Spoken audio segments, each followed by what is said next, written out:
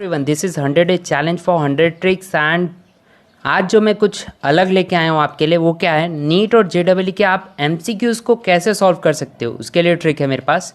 ठीक है, उसके कुछ चीट कोड्स मैं बताऊँगा। अगर आप क्वेश्चन देखते हो और 4 ऑप्शन देख के आपको आंसर नहीं पता है, फिर भी उसका सही आंसर आप कैसे दे सकते हो ट्रिक के तरीके से, लॉजिकल रीजनिंग के तरीके से, वो चीज़ें मैं यहाँ पे एक्सपीरियंस आपके साथ शेयर करने वाला हूँ। पूरा वीडियो एंड तक देखिएगा। ये मेरे 4 साल का एक्सपीरियंस है और 10 साल के मैंने पेपर एनालिसिस किए हैं, तो मैं ये पूरा वीडियो आपके लिए बना पा रहा हूँ। ठीक है, तो पूरा वीडियो ध्यान से देखिएगा, एंड तक देखिएगा, पूरी बातें आपको अच्छे से समझ में आ जाएगी। और पक्का बोलता हूँ, कुछ ना कुछ आप इस वीडियो से सीख के ज़रूर जाओगे, जो आप नीट और जेडब्ल्यू में अप्लाई करोगे ही करोगे। मैं डिस्क्लेमर की बात कर लेता हूँ, क्योंकि कुछ जन है उनके लिए ये चीज़ मैं प्रोवाइड करना चाहता हूँ। ध्यान से सुनिएगा, ये मेरे कुछ पर्सनल एडवाइस है, मैं पहले ही बोल दे रहा हूँ, क्योंकि ये मेरे 4 साल का एक्सपीरियंस है। 4 साल में जो चीज़ें मैंने अपने स्टूडेंट्स को सिखाई है, क्योंकि बहुत सारे स्टूडेंट मेरे नीट और जेडब्ल्यू क्लियर किए हैं, और 10 साल का ये मेरा पेपर एनालिसिस है, तो उसके बेसिस में ये चीज़ें बताने वाला हूँ। अगर आपको ये सूट करता है तो ही इसको अडॉप्ट कीजिएगा। अगर आपको ऐसा है कि नहीं, हमें ऐसा नहीं करना है, बहुत जन ऐसे होते हैं कि एमसीक्यूज़ क्या लॉजिक के हिसाब से थोड़ी एमसीक्यूज़ कर सकते हैं, हमें आएगा तो ही हम सही कर सकते हैं, ऐसा वैसा बोलते हैं, तो उनके लिए वीडियो नहीं है। अगर आप सोचते हो कि लॉजिकली एमसीक्यूज़ किया जा सकता है, हाँ कुछ दिमाग लगाते हैं, 4 ऑप्शंस नहीं भी पता है फिर भी आप उसका आंसर ला सकते हो, तो ये वीडियो आपके लिए ही है। ठीक है, दूसरी चीज़ मैं क्लियर करूँगा, नेगेटिव मार्क्स जो होता है उसको बहुत जन बोलते हैं, क्योंकि कोचिंग क्लासेस में ये बोला जाता है कि नेगेटिव मार्क्सिंग जो है वो अच्छी चीज़ नहीं है, ख़राब है। ठीक है, ऐसा बोला जाता है कि जितना आएगा उतना ही टिक करके आना, नेगेटिव मार्क्स है आपके मार्क्स कट जाएंगे, इसलिए जितना आता है उतना ही टिक करना। ये मैं पहले ही बोल देता हूँ, ये चीज़ें गलत हैं जब तक आप ट्राई नहीं करोगे। ठीक है, अगर आपके पास लॉजिक है, आपने कितने साल दिए हुए हैं पढ़ाई को, 12 तक पहुँच चुके हो, इतना तो लॉजिक होगा कि 4 ऑप्शंस में से 3 को एलिमिनेट करके एक आंसर तो निकाल सकते हो। वो लॉजिक हम लोग यहाँ पे अप्लाई करने की मैं बात करने वाला हूँ आपके साथ।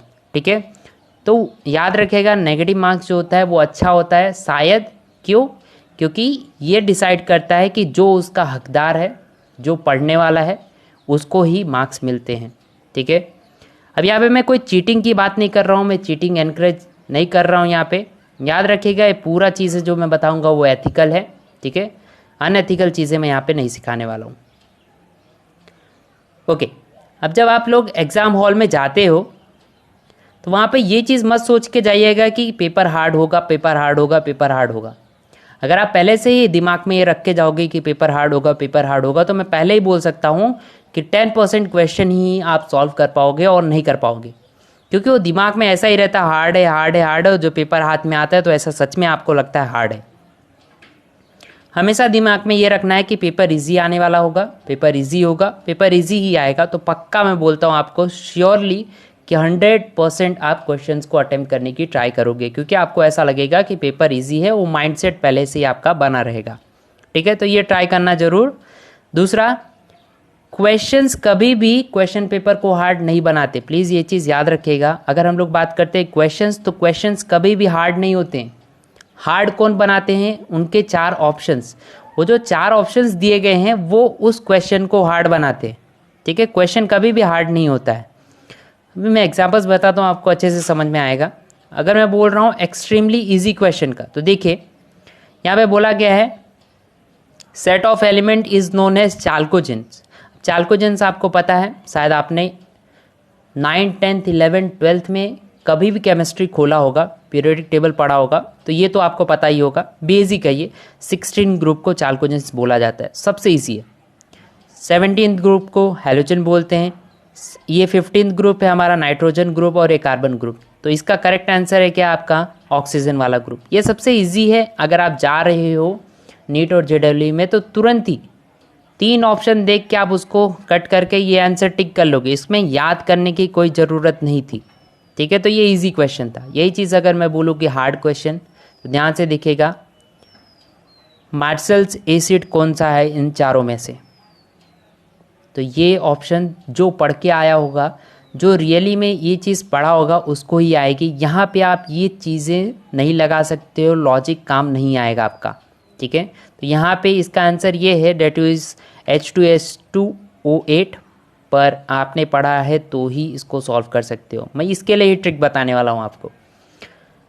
अगर मैं बात करता हूँ एक और एक्सट्रीमली इजी क्वेश्चन का, तो ध्यान से देखिएगा। Ozone with Ki solution produces. अब ओजोन आपको पता है O3 होता है, इसमें हम लोग Ki मिक्स करेंगे तो क्या हो सकता है। ऑप्शंस देखिए, Cl2 पॉसिबल ही नहीं है क्योंकि इसके अंदर Cl ही नहीं है। I, हाँ I हो सकता है, पर मिक्स करने के तो होगा, ये तो अलग ही दिखा रहा है। H है ही नहीं तो पॉसिबल नहीं है। बचता है iO3, यस इसका O3 और इसका I ये पॉसिबल है। तो इसका करेक्ट आंसर ये सबसे इजी है। अगर आप इसका थोड़ा भी लॉजिक कोई लगाएगा, O3 लिखेगा और Ki लिखेगा, तो उसको आंसर ये मिल जाएगा, ठीक है। तो ये इजी क्वेश्चन था, आप इसने 3 निकाल दिए और ये आंसर सही कर सकते हो। पर यही चीज़ अगर मैं बात करता हूँ यहाँ पे ऑक्टाहेड्रल कॉम्प्लेक्स की, ऑक्टाहेड्रल कॉम्प्लेक्स जो है उसका हाइब्रिडाइजेशन आप बताओ। ये थोड़ा सा डिफ़िकल्ट हो जाता है, जिसने हाइब्रिडाइजेशन सीखा है उसको ये चीज़ पता रहेगी। अगर हाइब्रिडाइजेशन आपने नहीं सीखा है तो आपको ये चीज़ नहीं पता पड़ेगी, आपको समझ में नहीं आएगा क्वेश्चन क्या है। ऑप्शंस अगर टिक करने जाते हो तो रॉन्ग आंसर्स आप लेके आ सकते हो, ठीक है। इसका आंसर मैं बता देता हूँ, इसका आंसर है sp3d2। कैसे होता है, ऑक्टा मतलब होता है 6, इनिशियली मैं बात करता हूँ ऑक्टा मतलब 8 होता है, पर ये हम लोग बात कर रहे हैं किसका, शायद आपने पढ़ा होगा कॉम्प्लेक्स कंपाउंड, उसमें हम बात कर रहे हैं। तो ऑक्टा मतलब वहाँ पे 6 होता है। 6 मतलब 6 बॉन्ड वो किसी ना किसी से सेंट्रल आइटम बनाता है। तो 6 बॉन्ड ये हो गए हमारे, एक को हम देते हैं S, P, P, P, D और D, ठीक है। तो ये क्या है आपके sp3d2। अगर ये ट्रिक सीखना है कैसे हाइब्रिडाइजेशन निकालते हैं, तो आई बटन ऊपर दिया गया है, आप देख सकते हो, उस पर क्लिक करके वीडियो मेरा अच्छे से निकाल सकते हो। तो इसका आंसर हो सकता है sp3d2। ये थोड़ा हार्ड था, ठीक है। अब थोड़ा ध्यान से देखिएगा, अगर नीट और JEE की मैं बात करता हूँ तो पुराने ज़माने से यही चलता आ रहा है नीट और JEE में कि पेपर जो है जितना आता है उतना ही सॉल्व करो, उससे ज़्यादा मत सॉल्व करना, नेगेटिव मार्क्स है, मार्क्स कट जाएंगे आपके, ऐसे वैसे बोला जाता है। पर मेरी राय है, मेरा एक्सपीरियंस 4 साल का है, मैं ये आपको हमेशा बोलूँगा कि 85 to 90% पेपर सॉल्व करने की ट्राई करना। अगर आपको अच्छे से कॉलेज में, गवर्नमेंट कॉलेज में चाहिए रैंक, अच्छा खासा रैंक चाहिए और एडमिशन चाहिए, तो हाँ पक्का मैं बोलूँगा 85 से 90% आपको क्वेश्चन सॉल्व करने चाहिए। वो चीज़ें मत सोचना कि मुझे आती है नहीं आती है। अगर आप 4 में से एक ऑप्शन भी कट आउट कर सकते हो और 3 ऑप्शन बचा है, तो 33% चांस है कि आप आंसर राइट लेके आ सकते हो, ठीक है। तो इस चीज़ को मत भूलना, आगे इसी चीज़ के लिए हम लोग बात करने वाले हैं, याद रखिए। अब यहाँ पे हम लोग क्या सीखने वाले हैं, अगर आपको आंसर नहीं पता है फिर भी आप करेक्ट आंसर को ही मार्क करोगे। कैसे, एजुकेशनल गेस की वजह से। अब यहाँ एजुकेशनल गेस जानते हो, ऐसे ही फालतू नहीं कि अक्कड़ बक्कड़ बम्बे बोल करके आप आंसर्स नहीं कर सकते हो, ठीक है। यहाँ पे एजुकेशनल गेस की मैं बात कर रहा हूँ, दिमाग लगा के लॉजिकली आप आंसर्स टिक करोगे, वो आपको मार्क्स दिलाएंगे, ठीक है। ये चीज़ें बिलो एवरेज स्टूडेंट के लिए भी हैं, जिनको कोई भी चीज़ याद नहीं रहती है जल्दी, तो ये पूरा ट्यूटोरियल देखेगा, आपको कुछ ना कुछ फ़ायदा ज़रूर होगा, ये मैं पक्का बोल सकता हूँ, ठीक है। अब ये सारी चीज़ें मैं आपको क्यों बता रहा हूँ, मैं 1000 क्वेश्चंस ऐसे सॉल्व कर चुका हूँ ये ट्रिक अपना के, इसीलिए मैं आपको बता रहा हूँ। ज़्यादा करके 90% मेरे आंसर्स राइट निकले हैं, ठीक है। So let's start the trick, कैसे सॉल्व करना है। मेथड जो है उसको हम पहला, यहाँ पे 3 मेथड की मैं बात करूँगा इनिशियली। तो पहला मेथड जो है वो है एलिमिनेशन मेथड, ठीक है। एलिमिनेशन नाम से ही पता चलता होगा, कुछ ना कुछ निकाल देना। तो अगर समझो 4 ऑप्शन आपको दिया गया है, अगर उसमें से इफ़ यू एलिमिनेट 1 ऑप्शन, 4 में से आप एक को एलिमिनेट कर देते हो, एक को निकाल देते हो, समझो आप ये गलत है, तो आपके पास चांसेस कितने हैं, 33% चांस है कि आपका आंसर सही होगा, क्योंकि आपको फिर 3 में से ही चुनना है। अगर आप 2 को एलिमिनेट कर देते हो तो 50-50 चांस है, इन दोनों में से राइट आंसर होगा, 50% आप चांस से करेक्ट आंसर लाओगे। और अगर 3 को निकाल देते हो तो 110% चांस है कि आप करेक्ट आंसर ही पाओगे। तो एलिमिनेशन मेथड याद रखना है आपको। अब एक चीज़ याद रखिएगा, अगर आप एलिमिनेट करने बैठे हो, अगर आपसे एक भी ऑप्शन एलिमिनेट हो जा रहा है, एटलीस्ट एक ऑप्शन भी आप एलिमिनेट कर देते हो चारों में से, तो ज़रूर उसको अटेम्प्ट कीजिए एनी कॉस्ट, कैसे भी करके वो क्वेश्चन को अटेम्प्ट ही करना। अगर नहीं करते हो तो आपसे बड़ा बेवकूफ़ कोई नहीं होगा, ठीक है। तो ये चीज़ याद रखिएगा।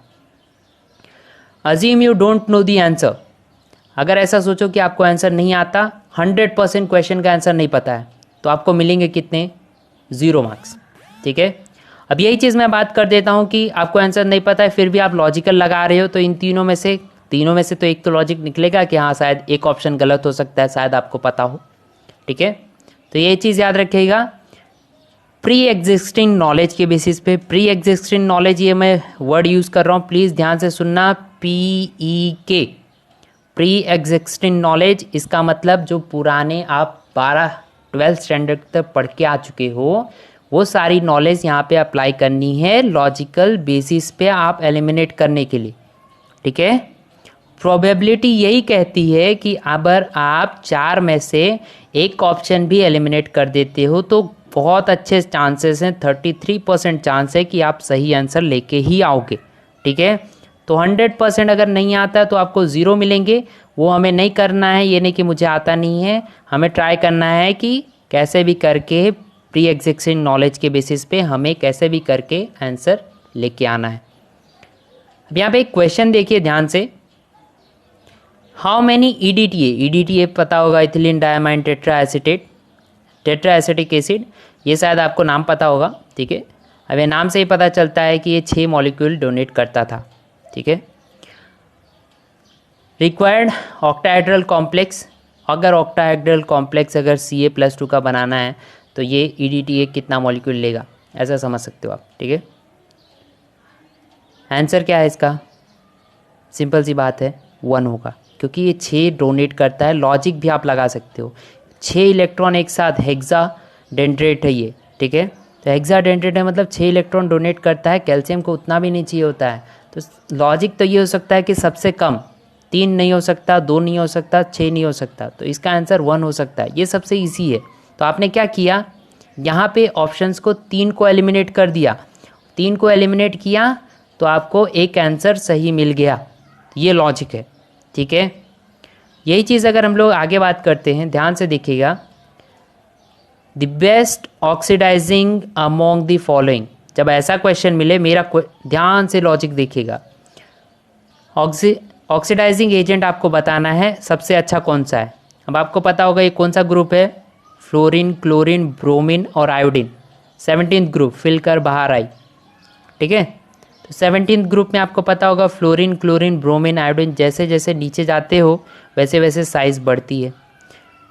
अब लॉजिक क्या है, सबसे ज़्यादा ऑक्सीडाइजिंग कौन है? तो एक ही लॉजिक है कि ऊपर वाला होगा या नीचे वाला होगा, क्योंकि सबसे बड़ी साइज़ इसकी, सबसे छोटी साइज़ इसकी, बीच वाले तो नहीं होंगे, ये 2 तो नहीं होंगे। तो इन दोनों को हमने कर दिया एलिमिनेट।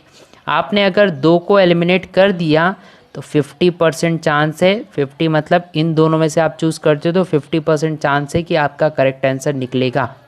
समझ में आया ये चीज़ आपको? तो इसका आंसर है F2। नेक्स्ट अगर हम लोग बात कर देते हैं कि लार्जेस्ट साइज़ की, तो वैसे ही क्वेश्चन है, लार्जेस्ट साइज़ मतलब ये है आपका OSS से टीपो, ठीक है, ये 16th ग्रुप है, तो हमारा OSS से टीपो ऐसा हम लोग लिखते हैं। तो सबसे बड़ा है मतलब सबसे छोटा साइज़ ऑक्सीजन का और सबसे बड़ा साइज़ है TE का। तो यहाँ पे लॉजिक क्या है, आप इसको मानोगे नहीं तो इसको मानोगे, क्योंकि ग्रुप में छोटा बड़ा ऊपर नीचे ही देखा जाता है, बीच के 2 को एलिमिनेट कर देना है, तो आपके 50% चांस बन गए कि आप राइट आंसर ही लेके आओगे। ज़रूर अटेम्प्ट करना ऐसे क्वेश्चंस को। अब एक और मैच दी फॉलोइंग हम लोग देख लेते हैं, देखिएगा ध्यान से। यहाँ पे 4 ऑप्शंस दिए गए हैं और कोडिंग के साथ दिया गया है, ठीक है। अब यहाँ पे मुझे 4 चीज़ पता है, चारों का आंसर नहीं पता है, समझ लो मुझे कुछ नहीं आता है, मुझे इन चारों में से नहीं पता है, कुछ भी नहीं पता है, ठीक है। इसका आंसर क्या हो सकता है, ध्यान से सोचिएगा। डेट इज़ XCF4 और XCO4। यहाँ पे 2 4 है, मतलब एक स्क्वायर और एक प्लेनर हो सकता है। हमें सिर्फ एक का देखना है। चलो हम एक का देखते हैं। इसका ऑप्शन 2 हो सकता है, नहीं तो ऑप्शन 3 हो सकता है। पता चल रहा है, ए का ऑप्शन 2 नहीं तो 3 होगा, ये तो पक्का है, क्योंकि 4 ये दोनों ही फॉर्म करते हैं। तो ए का ऑप्शन देखो 2 और 3 किस में दिख रहा है, इसमें नहीं दिख रहा है, काट दो इसको। ए का ऑप्शन इसमें दिख रहा है तो ये हो सकता है, इसमें दिख रहा है नहीं दिख रहा है, इसमें दिख रहा है हाँ। तो आपने 2 को एलिमिनेट कर दिया, तो आपके पास 50% चांस है 2 ही ऑप्शन में से टिक करना है कौन सा सही है। तो आप तुक्का लगाते भी हो बैठ के, अगर आप लॉजिकली टिक कर देते हो तो आंसर आपके 50% राइट निकल के चांस हैं। तो ऐसे आप सॉल्व कर सकते हो एमसीक्यूज़ को। मेरे कुछ फाइनल टिप्स हैं, इसको ध्यान से सुनिएगा प्लीज़, बहुत हेल्पफुल है ये, ठीक है, ध्यान से सुनो। अगर आप कोई भी ऑप्शन एलिमिनेट नहीं कर पा रहे हो, ठीक है, अगर आप चारों में से कोई भी ऑप्शन एलिमिनेट नहीं कर पा रहे हो, डोंट अटेम्प्ट दैट क्वेश्चन, ठीक है। कब तक? जब तक आपको 30 से 35 क्वेश्चन ही पेपर में सॉल्व हुआ। अब ऐसा सोचो, पेपर है आपके पास, आपने सिर्फ 10 क्वेश्चन सॉल्व किया है और आपको आता ही नहीं कुछ भी, ऑप्शन एलिमिनेट करना भी नहीं आता है, तो क्या करोगे? 10 क्वेश्चन सॉल्व करोगे, वैसे ही कट ऑफ नहीं क्लियर होगा। तो उससे अच्छा क्या है, लॉजिकल तुक्का ही लगा लिया जाए। लॉजिकल मतलब मैं जैसे बोला, प्री एग्जिस्टिंग नॉलेज के बेसिस पे ही आपको लगाना है, ठीक है। तो उस टाइम पे आप यूज़ कर सकते हो। कभी भी नेगेटिव मार्क्स की वजह से नहीं डरना, नेगेटिव मार्क्स जो हैं वो अच्छे के लिए ही हैं, ठीक है। पैटर्न कभी भी सोच के मत जाना। बहुत बच्चे होते हैं ऐसा सोचते हैं ए है, बी है, सी आया तो नेक्स्ट जो होगा वो डी होगा, या ऐसा ए चल रहा है। ये सारे पैटर्न्स हमें नहीं देखने, ठीक है, ये लॉजिकल नहीं है, ये गलत बात है, ये चीज़ आपको नहीं देखनी है। नेक्स्ट, ये 2 ऑप्शंस ध्यान से सुनिएगा मेरे। Chances of being all the above, अगर ऑप्शंस में आपको दिया जाए ऑल दी अबव तो वो 34% राइट आंसर होता है, और अगर नन ऑफ दी अबव दिया जाए तो 21% होता है। अब ध्यान से सुनिएगा, ऑप्शन ए है, बी है, सी है, डी है, सब जो है 25% के भागीदार हैं। 25% है सब, ठीक है। 25% है मतलब अगर आप इसको टिक करते हो तो 25% शायद सही होगा, ऐसे इसको 25%, 25, ये जो है नन ऑफ दी अबव सिर्फ 21% सही है। तो कहीं पे भी आपको नन ऑफ दी अबव दिखे ऑप्शन, प्लीज़ ध्यान से सुनिएगा, नन ऑफ दी अबव दिखे तो 25 से भी कम है। ये मैं नहीं बोल रहा हूँ, ये याद रखिएगा कि ये स्टडीज़ बता रही हैं, ये जो मैं आपको फैक्चुअल्स बता रहा हूँ ये स्टडीज़ के हिसाब से है।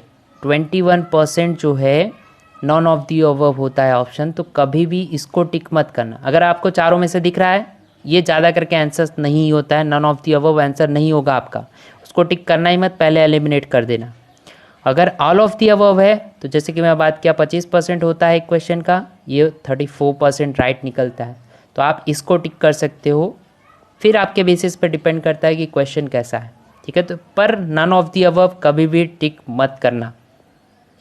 फाइनल टिक, रीड क्वेश्चन केयरफुली ट्वाइस, ठीक है, 2 बार क्वेश्चन को पढ़े। कुछ कीवर्ड्स होते हैं जैसे कि करेक्ट, ट्रू, फॉल्स, इनकरेक्ट, उन पे ध्यान रखें, क्योंकि इनकी वजह से हमें नहीं पता चलता। अगर ट्रू बोल लिया है तो कभी कभी हम जल्दी में कुछ और ही क्वेश्चन समझ के टिक कर देते हैं, तो इनको ध्यान से पढ़िए, 2 बार पेपर पढ़िए। Finally, don't waste time on questions, ठीक है, which you have no clue. कुछ ऐसे क्वेश्चंस होते हैं 4 ऑप्शंस आपको दिखा पर आपको कोई दिमाग में क्लू नहीं है, पर बहुत सारे ऐसे स्टूडेंट होते हैं मैं सॉल्व करूंगा ही, मैं पक्का करूंगा ही चाहे जो हो जाए, ठीक है, आधा घंटा निकले 10 मिनट निकले मैं सॉल्व करूंगा, ऐसा एटीट्यूड आपका नहीं होना चाहिए। वो ईगो कन्फ्लिक्ट आपके अंदर लेके ही नहीं आना है, ठीक है, क्योंकि सारे क्वेश्चंस के लिए आपको सेम टाइम मिला है। अगर नहीं आ रहा है, अगर आपके पास कोई क्लू नहीं है, आगे बढ़ जाओ, ठीक है। ये फाइनल टिप मेरा याद रखना बहुत इंपॉर्टेंट है। And this was all about कि कैसे आप पेपर को अटेम्प्ट कर सकते हो। मैं होप करता हूँ कि आपको हेल्प करेगा। अगर ये 10 से 15 जन को भी हेल्प कर दिया तो मेरे लिए बहुत बेनिफिशियल होगा, क्योंकि मैं बहुत मेहनत से बना रहा हूँ। 10 साल के पेपर्स एनालाइज किया हूँ और 4 साल के मेरा एक्सपीरियंस यहाँ पूरे वीडियो के अंदर बताया हूँ आपको। Stay safe, stay curious, I will see you guys tomorrow and share this video with everyone.